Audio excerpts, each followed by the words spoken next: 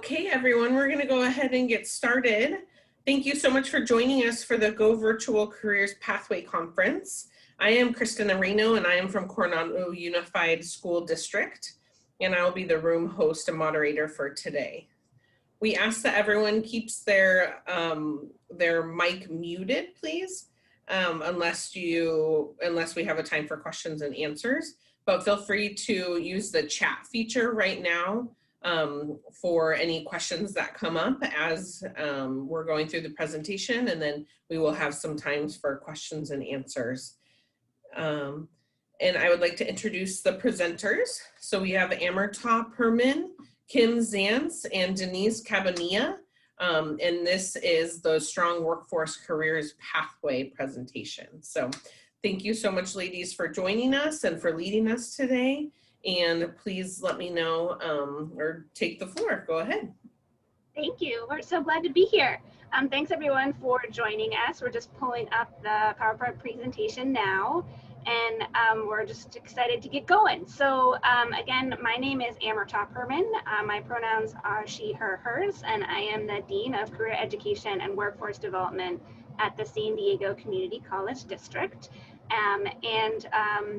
We, before we get going here, we wanted to kind of check in with everyone and see who's in our room, our little virtual safe space here. I guess maybe if we could do, I don't know, a show of hands, thumbs up, giant waves, whatever you like to do, or claps, shout outs, whatever.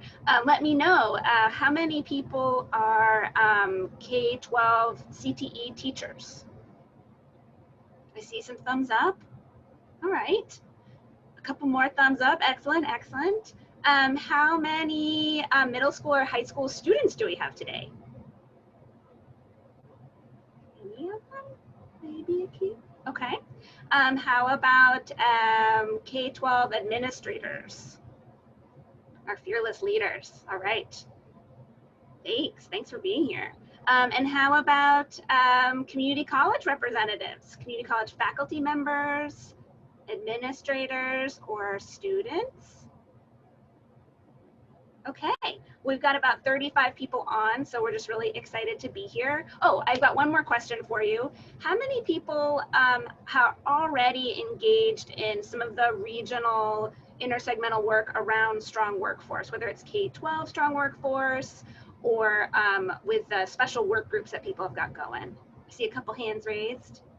Excellent. Okay, great. So that helps us as we sort of set the context for this particular presentation today, which is focused on one component of that strong workforce regional effort. So I will let my colleagues introduce themselves and then we'll get going. Good afternoon, everyone. My name is Denise Cabanilla, and I am the Director of Higher Education and Adult Learning at Imperial County Office of Education in the beautiful Imperial County. Hello, everyone. My name is Kim Zant, and I work for the Regional Consortium, the Strong Workforce side of the house, and I'm currently the Career Pathways Manager. And then we also have Al Love, who is Tri-Chair Lead for the work group that we're all a part of, and as part of our Tri-Chair, and he is with the County Office, San Diego, and Senior Director, College and Career Readiness. So, next on our agenda, we kind of just wanted to give you an overview, like Amrita said, of the work that we're doing. And like I mentioned, I'm with the Strong Workforce Program, and we really work on and help to support the front end of our students' roadway or roadmap to success that you can see here. And so this is a really nice model of all the work that the region is currently doing throughout the Strong Workforce Program. And so you can tell that we are founded on the guided pathways pillars here in the background: to clarify the path, enter the path, ensure learning, stay on the path, and then hope, obviously transition or employment preparation.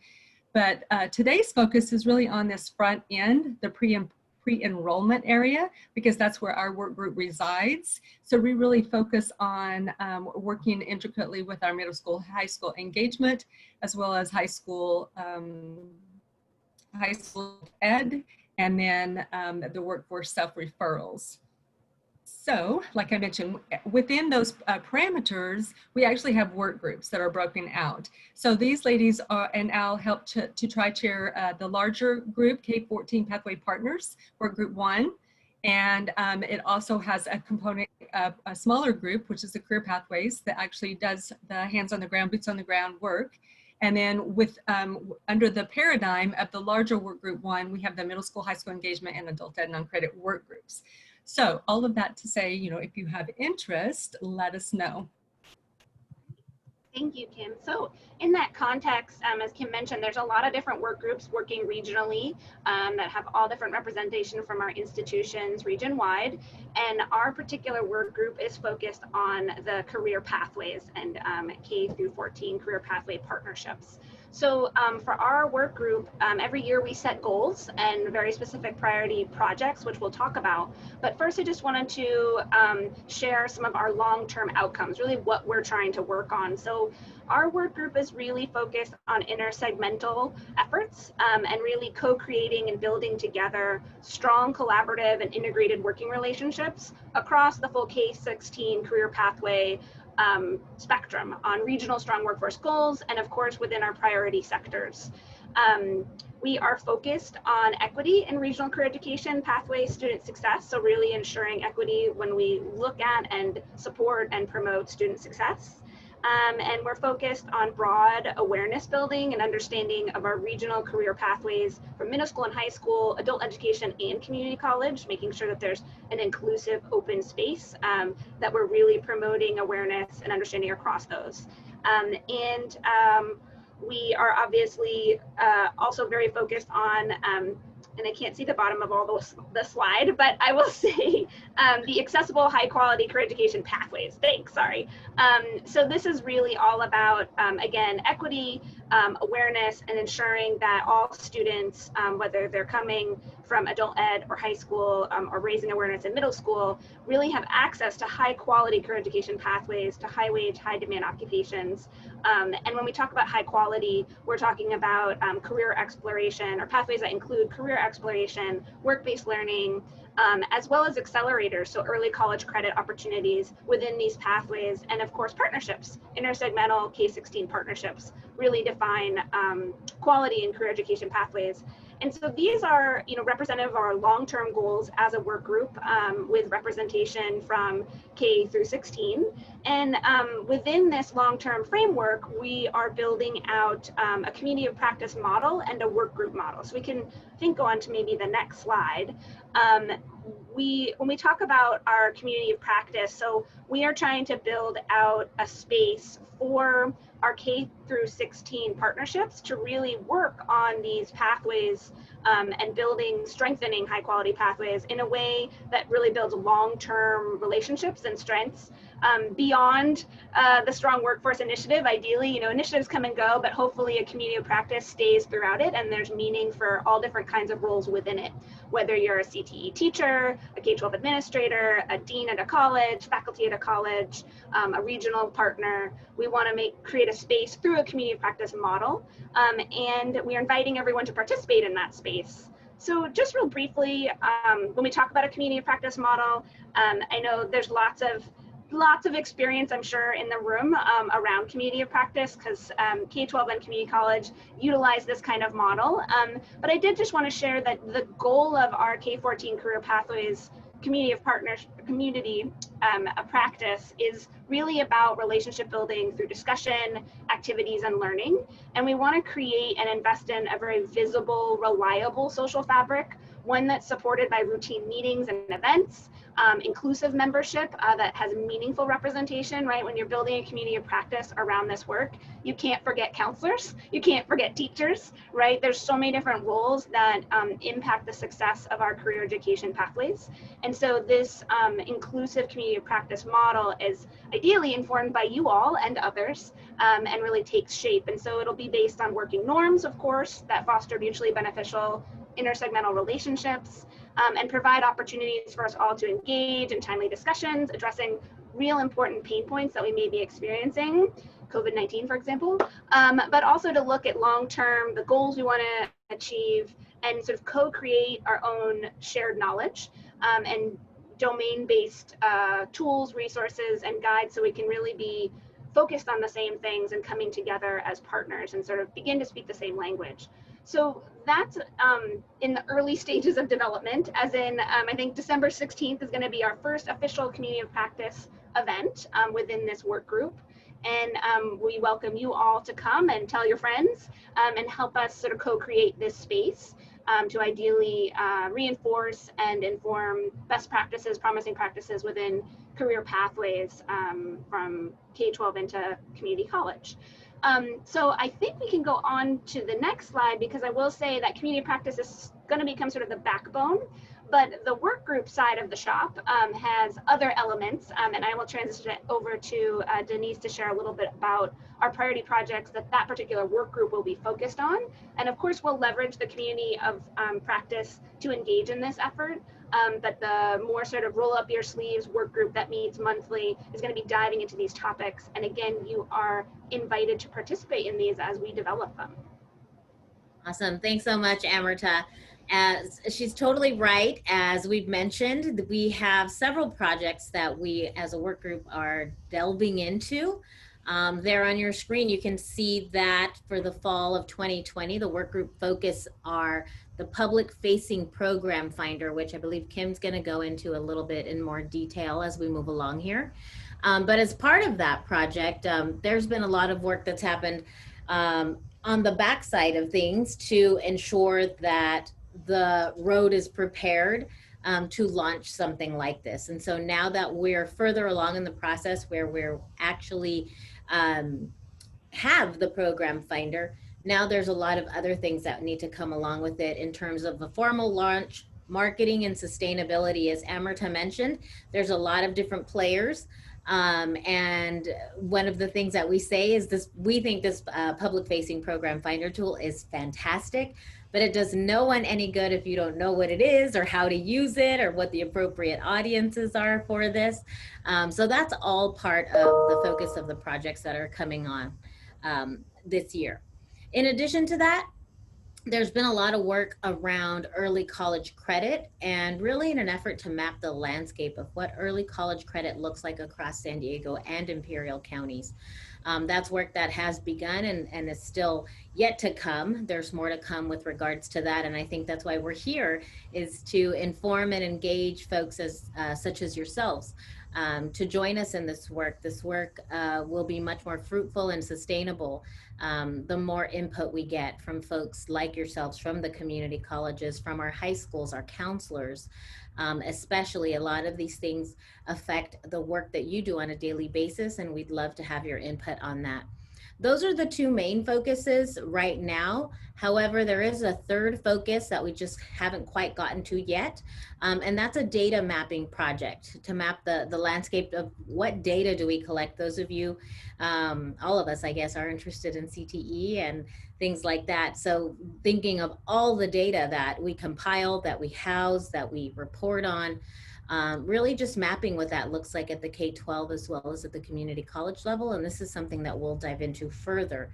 But for now, the focus are those top two, the public facing program finder, as well as the early college credit landscaping.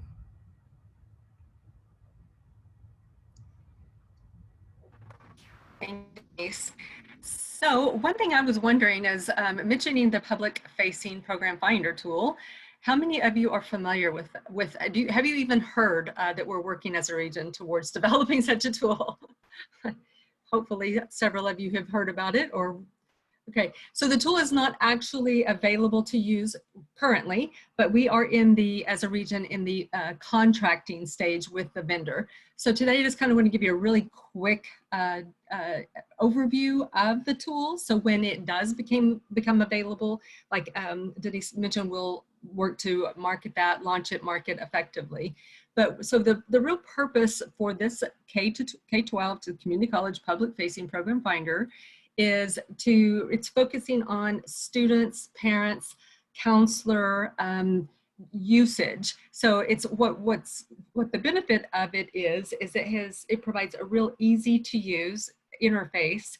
We're told this over and over. It's very user-friendly into crosswalk programs with the pathway data.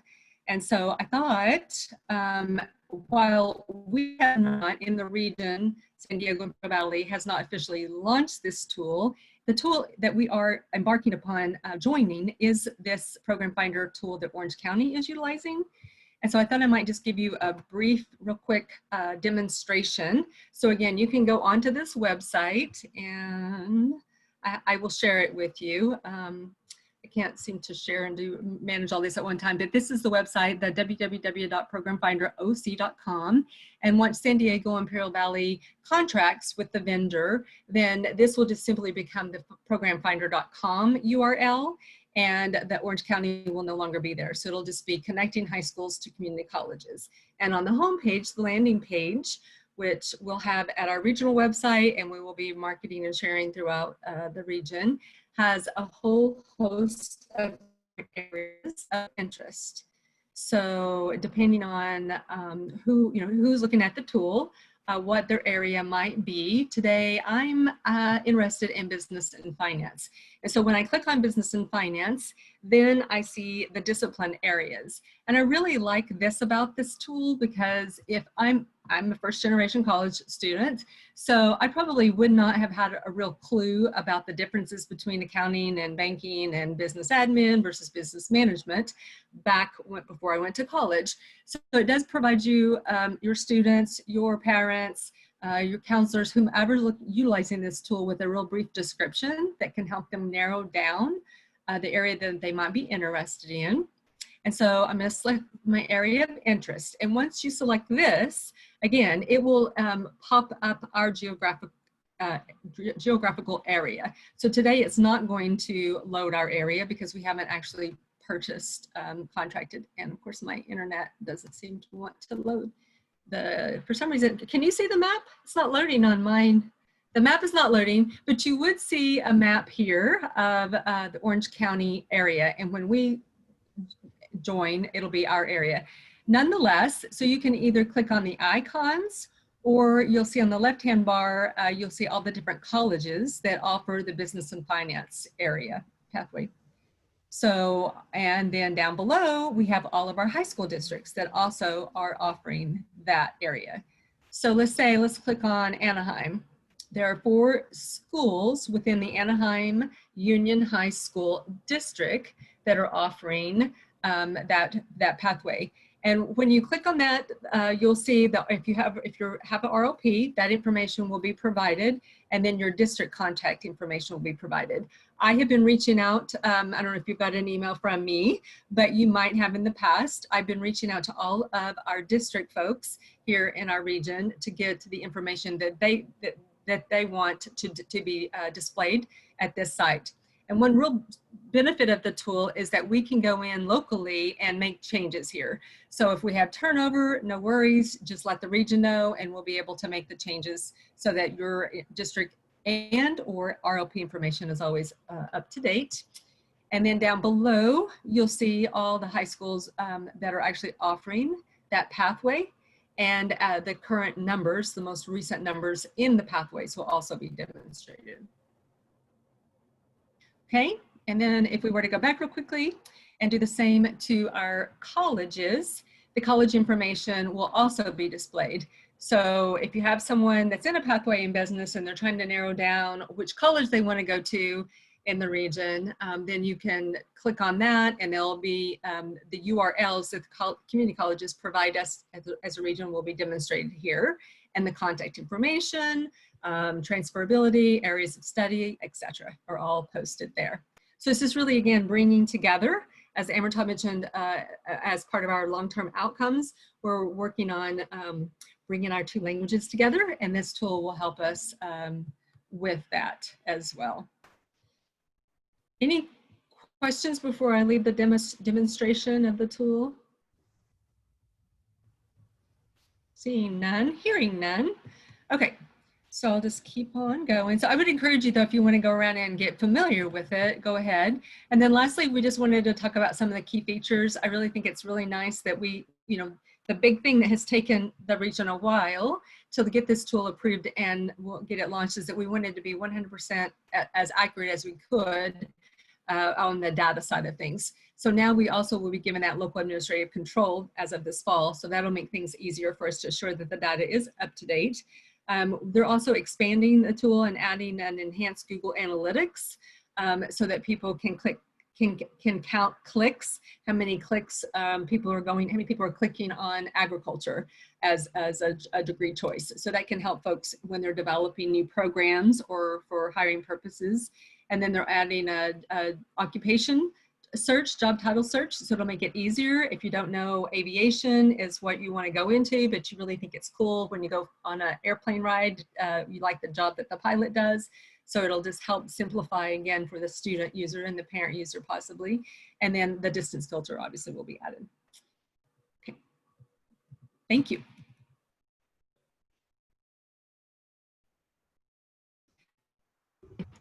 That's not the first time I did that today, where I started talking and I was like, happens at least 4 times a day.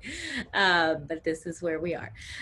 So what are our next steps? Now that you know a little bit about the Program Finder tool, its capabilities, what it can do, we're really looking forward to working together on this. And so we'll be having work group discussions coming October 21st to November 18th, which again, you're invited to join. And if you can't come but have input, feel free to email us or someone from your district or your community college to provide input. We'd love to hear from you. So our plan is to prevent locally to strong workforce groups, locally at conferences, similar to what we're doing today, but at some point we'll have an actual tool that we'll be able to take you through. And then more importantly, launch that formal marketing campaign to ensure that the folks that are going to be using it fully understand the capability of the tool. And for our students, for our parents and school employees, right, our teachers, our counselors, our administrators, that there's a really strong awareness of what this tool is, what it can do, and also thinking of ways we can utilize it to best support our families.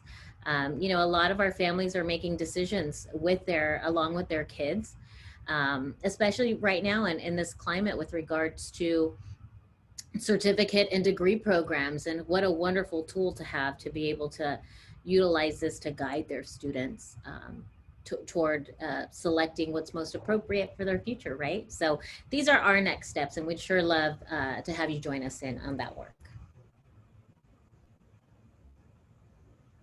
Great. Thank you. So the other priority project for the year, and I should say that all of these priority projects were informed by regional discussions at multiple levels for the past year or so. And so this work group and the region just sort of approved this year's priority projects, and so we're really just underway, and thus all the opportunities for you guys to get into the ground floor and engage with us and inform them.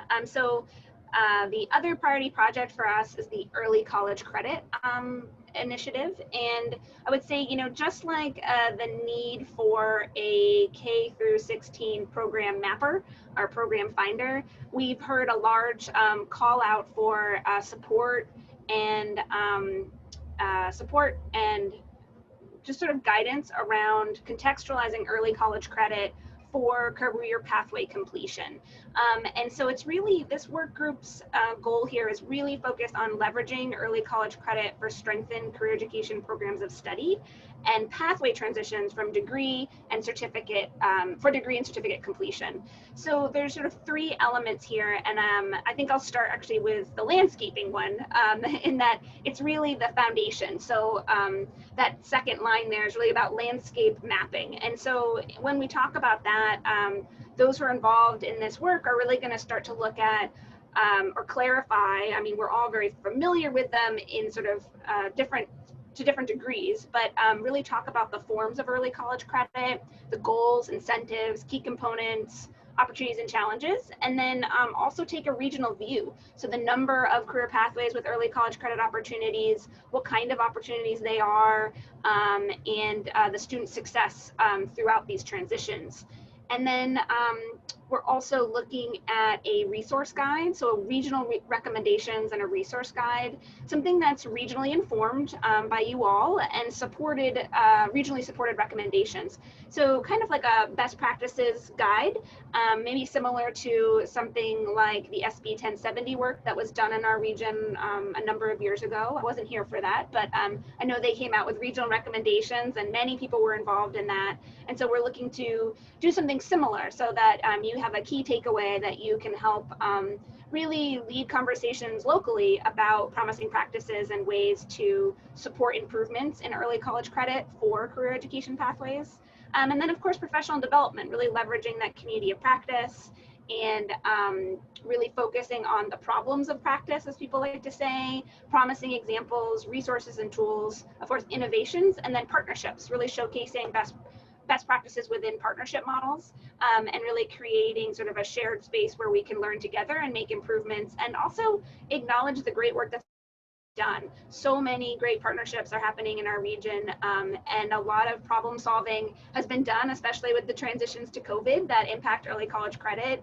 And we want to create space to share that so that others can leapfrog those who have already struggled their way through, and really help get the word out on these promising practices. So that's the goals around the early college credit project.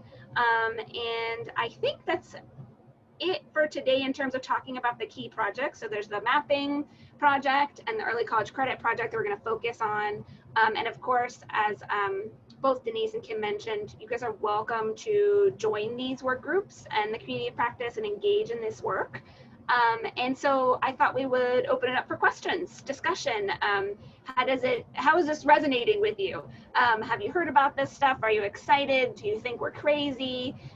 Let us know, and we can go from there. And I don't know if it's easier to stop sharing so we can all see each other better on the grid, or how you guys would like to just discuss.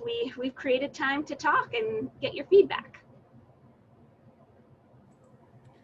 Yeah, that's great. If you could actually share one more time and just have the congratulations little certificate up there, just so people can take a picture of it, that would be wonderful. So if you need to provide proof for your attendance today, please, you can either take a screenshot or you can take a picture with your phone and submit it to who you need to show that you were here.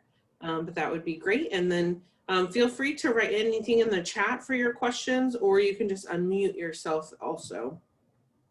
We are all adults here, so.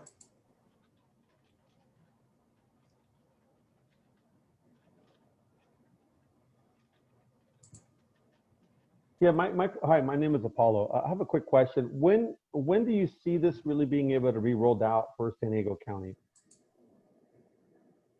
Go ahead, Kim. Sorry. The program finder tool? Yeah. We're really hoping at the latest it'll be like in January. Okay. I'm optimistic it will be sooner, but I've been told to say early January, in January, just to be on the safe side. So okay. we're in the contract stage, and then just trying to, like I said, make sure my data person wants to look over it one more time to make sure the data is as accurate as possible before maybe doing like a trial launch, but then a region launch by January. Okay, and then it's going to be passed on to the SDCOE, and then the schools will be able to get it, or is this something that teachers have to go find? This will just be a URL link. Okay. So anytime you, just like, it'll be that link that we showed, just the program that Amrital shared, programfinder.com is what it will be. Right now it's Program Finder OC because Orange County helped develop this tool, primarily launched the tool. And so, but the Orange County has agreed to let us join their effort. So it'll be readily available, and it's my understanding because of that distance filter, once you click on it and you're in this region, this area, then it will filter to adjust to our area. So you'll be able to use it as long as you have that link. Okay. And Apollo, I think that's part of the work that we're doing with regards to the Program Finder tool, is building in the when we say marketing, we don't mean, it definitely means brochures and social media posts and things like that. But more importantly, we want to be able to provide workshops or trainings and other methods so that a teacher doesn't find out about this from the billboard she saw or something like that, right? I mean, ideally, part of that plan, which it's not built, and that's why if that's something you're interested in, let us know, because I know it's something I'm definitely interested in, making sure that we're providing, especially in the beginning, ongoing information and opportunities for teachers, school counselors, maybe even some parents to come to these short workshops to learn about the tool, be able to find it, play around with it so that it's familiar, so that it's usable. The last thing we want is all this work and this beautiful tool, but nobody knows where it lives or what it does. So just please know that that is part of what we're hoping to do as part of the marketing, is the engagement. All right, thank you. Thank you, I appreciate that. Yes. Great questions. And I've been trying to answer the ones that are coming up in the chat, so hopefully those are coming through. But I will say, Lita, thank you. Yes, absolutely. Teacher communication is going to be key when it comes to rolling out, informing how we decide to roll all of this out, and getting, real input, as Denise said, from all the possible stakeholders who will use it. Really, what makes sense for them to be aware of it, but make sure that they have the right training so they use it meaningfully in their classes. Or as an individual, or as a parent, or as a counselor.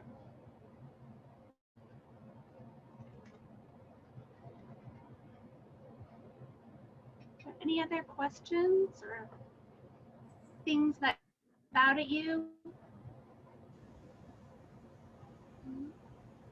I'm curious. Valerie would like us to show the certificate again before we end, so that they have more opportunity to take a picture of that. Thank you, Valerie, for pointing that out. I have a question for everyone about the community of practice. This model is being used in a couple other different work groups around, I think around work-based learning, and maybe one other, maybe counseling, I'm not quite certain. But in terms of career education pathways, it's such a broad area. And as we mentioned earlier, includes so many different kinds of roles, and there's not that many opportunities for all those different kinds of roles to get together. So we're excited about that, and yet of course it can be very unwieldy. And how do you make it meaningful to everyone? And I'm just curious, if you got invited to this, which hopefully you all will be, would you come? What subject line do you need to not delete our email? What do you think is really needed for you to feel like you want to spend some time getting together and sort of working together on these issues? Candy? I can't feed you. That used to be a draw.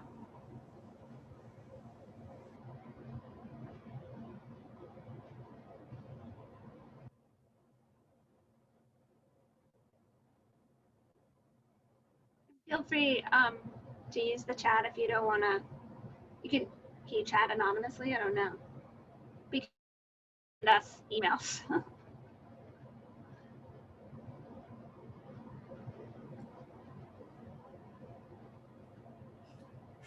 I'm a K-12 pathway coordinator with Santa Clara County Office of Ed. I work with San Jose City College and Evergreen District. In my schools, I work with the Eastside Union, San Jose, and Milpitas, and I'm part of the Bay Area Consortium and everything. So what you guys are talking about is what we currently are working on as well. As far as community of practice, we have it for by industry. We have it for dual enrollment. We have it for counselors. What we're seeing is that we're trying to incorporate and have a more holistic community of practice. Right now, it seems like a lot of the community practice are driven by the community colleges, and that the high schools are kind of left out of there. Originally, before I moved over to Santa Clara County, I was with Sacramento, and in Sacramento, we kind of had our community practices for the district of Sacramento for our CTE teachers. And I'm familiar with Orange County because I'm originally a CT coordinator down in Glendale Unified, and also was manager of a CCAP grant as well, CCPT grant as well. So I know this has been going on a lot, in Orange County's put a lot of time into this, and I've seen the benefit of it. So hopefully as we try to set this program up for the Bay Area, that students have the opportunity to benefit from it. Thank you, Maurice, for sharing. It's great to be in a space where we have representation from other regions throughout the state, because these strong workforce collaborative initiatives are taking place in all different formats, and they're customized to their own sort of unique context wherever you find yourself. So it's great to hear that. And I really appreciate also you sort of calling out that some of the community of practices are a bit dominated by community college and aren't necessarily as inclusive as they need to be, even though they say K through 16, right? And I think we see that, you know, one of the things that we've been talking about as tri-chairs and with Kim is somewhat of the flawed nature, right? Strong Workforce is a community college initiative. The regional work is led by a community college regional consortium that crosses 2 counties. And when we talk about intersegmental efforts, it's hard when it's sort of starting from one of the segments, right? But that's what we've got to work with. And so we really need to constantly push ourselves to think outside of our own box, right? Our own needs, our own sort of segmental area, and identify common challenges and common incentives. Right, because our incentives are really different across the different segments of education. And those incentives, as much as sort of our heart can say we love working together, sometimes those incentives drive us apart. And so when we really want to create a community of practice, we need one that will actually be meaningful to everyone. And so it's something we think a lot about, but we know we can't create on our own. We really need to ensure the people in the space have a voice, and that space is inclusive, so they come in the first place and then they feel like they can speak. So I'm really glad you mentioned that, because that is a constant pain point, I think, for many of us.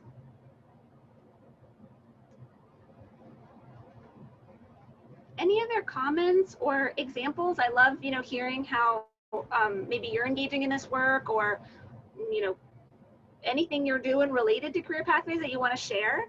I think we've got, you know, a handful of minutes left here, and why not start our own little community right now and share a little bit. And we'd love to hear kind of how you're engaging in this work, or even maybe some barriers that you're facing to engage. I'll certainly share time is a huge barrier for all of us. Can you talk a little bit about how you guys are doing with dual enrollment? Sure. So on a regional level, Yes. Yeah, so one of the reasons we're focusing a priority project on early college credit is because there's not a lot of regional coordination around any forms of early college credit. As I mentioned, SB 1070, there was some regional effort around CT transitions and credit by exam, those articulation opportunities. So there was some there, but for dual enrollment, there really hasn't been. And part of that is the nature of dual enrollment to some degree, but there's so many excellent lessons learned here. And one of the things we've been hearing from our constituents on both the high school side and the community college side is that a lot of the dual enrollment is there's just not a lot of consistency, and everyone's struggling with the same things and sort of reinventing the wheels and not collaborating. And so we're hoping to really create a space where those who solved moving to electronic forms, for example, sounds simple but is terribly difficult. How do we share that so that others who are starting to fix that and do that don't have to struggle so much? And you know, some of our partnerships are really great at dual enrollment, but it's not for career education pathways. It's for other kinds of programming. And so how do we ensure that the career education students are really in there? And the other area that I think we're going to be looking at is the equity issue around dual enrollment, especially when it comes to CCAP, where it's really tailored, it's supposed to be tailored for those who wouldn't normally be able to access college or aren't necessarily on a college track. And yet, you know, we see time and time again that sort of that typical college-bound student is the one taking advantage of these. So right now as a region, we're grappling with the questions, and as a regional group, trying to create space for people to share and talk about it in a way that doesn't feel super cumbersome. We definitely went down a few paths of trying to survey people and get data, and people felt overwhelmed by that. And so now we're trying to sort of focus those conversations on something tangible that can sort of meet the immediate pain points, but also inform some resources for people. And I appreciate that Kelly in the chat mentioned that they have a dual enrollment handbook. And that's definitely something people have asked for here. And so we're gonna be looking into that. I think we're trying to get a broader scope in some ways. So it's not just dual enrollment, it's all the forms of early college credit, because we certainly recognize that they all have different values and different incentives, but they're all can be used for the same purpose of really accelerating these career pathways and getting students to move beyond them. And so we want to try to be as inclusive as possible when we think about a handbook.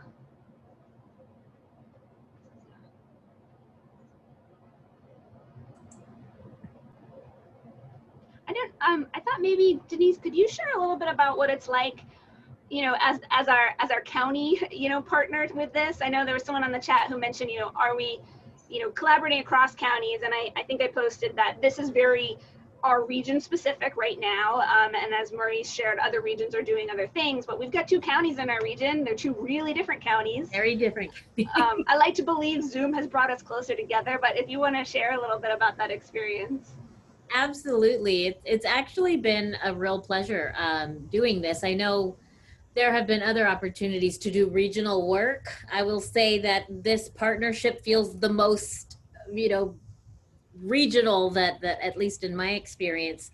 And Amrita's right in the sense that it's 2 very different landscapes that were literally different landscapes. We're in the desert, where we border Arizona and Mexico, the Mexico border.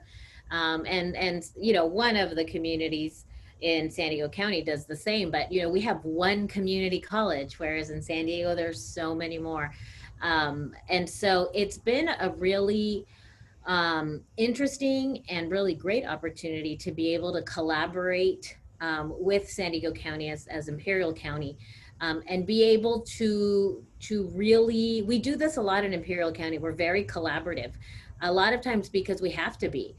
All we have is each other here, right? Now that we are part of this regional group with San Diego County, we're able to share in some of the best practices and some of the opportunities that would not have been available to our county, or discussions that used to take place in isolation as counties. We're now engaging in looking at things in a more regional approach. And so it's been different.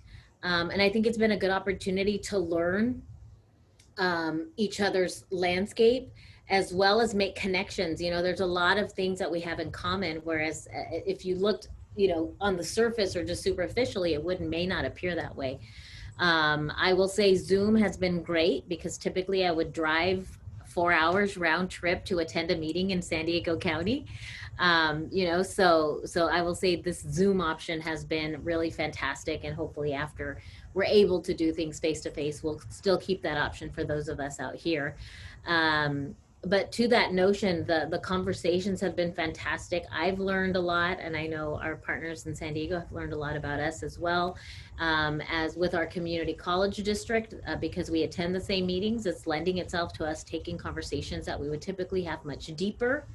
You know, again, we're learning from our partners in San Diego. So we're coming back and saying, hey, how can we do that? Or we hadn't thought about that, right? So to that notion, I only have positive things to report out about that, and just really appreciative of the intentionality of really growing that partnership.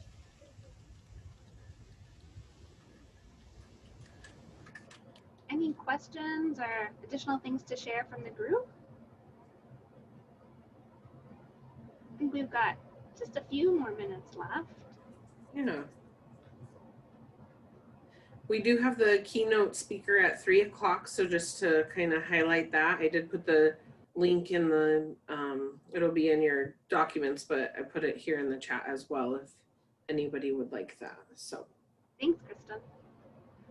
I did want to say, you know, all 3 of our tri-chairs couldn't be here today. As we mentioned, Al Love is our 3rd conspirator here.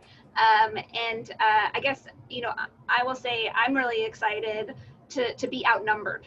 I do represent the community colleges, and I have a sort of a strange role because I'm in a district space, not actually at a college. But it's nice to be outnumbered when we're working on these intersegmental relationships. So I'm hoping that we do create an inclusive space where you all feel like you can dive in and really shape the work with us. So yeah, thank you for being here with us today. I believe there's a PDF of the slides in the materials. And any other closing thoughts, Kim and Denise? No, I just appreciate everyone popping in to spend a little bit of time with us. I really appreciate Orange County providing input.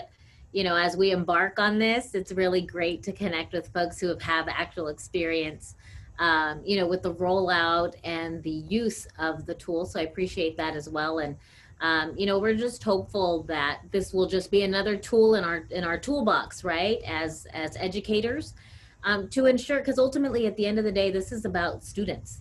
And we just want our students to be equipped with the best information to make the best decisions for themselves.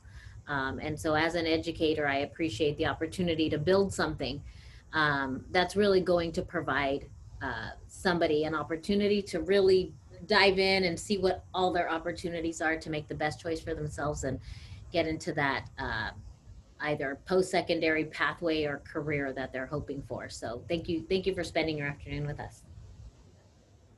Thank you very much. Thank you. Thank you everyone for attending. Thank you ladies for leading us today, and hope that everyone has a wonderful rest of the conference. Have a great day. Thank you. Thank you. Goodbye.